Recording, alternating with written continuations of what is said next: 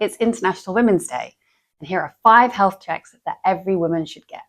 Number 1 is cervical screening, or otherwise known as a smear test. This checks for something called HPV, which stands for human papilloma virus, and early cell changes that could turn into cervical cancer from the virus. In the UK, women aged 25 to 49 are invited every 3 years, and those aged 50 to 64 every 5 years. If you get an invite for a cervical smear test, please don't ignore it. Number 2, self-breast checks.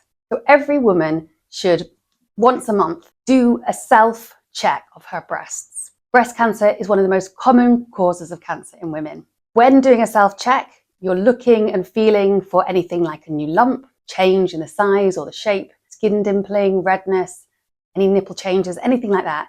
And if you notice anything different, just go and get it checked out by your GP. Number 3, sexual health screening. Obviously, if you've got any symptoms of a sexually transmitted infection, then contact a doctor straight away. However, many STIs have no symptoms at all. If you're sexually active, and especially if you get a new partner, regular screening is essential in protecting your long-term health and fertility. Remember, no symptoms doesn't necessarily mean no infection.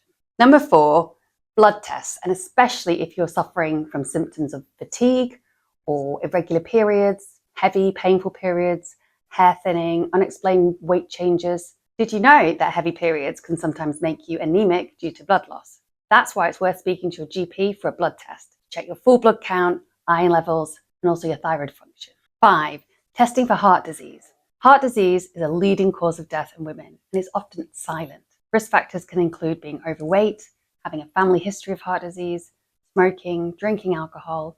It always increases with age, and certain ethnic groups are more at risk, like South Asians, Africans, and Afro-Caribbeans. If you see your GP, they can check for hypertension, high cholesterol, and diabetes.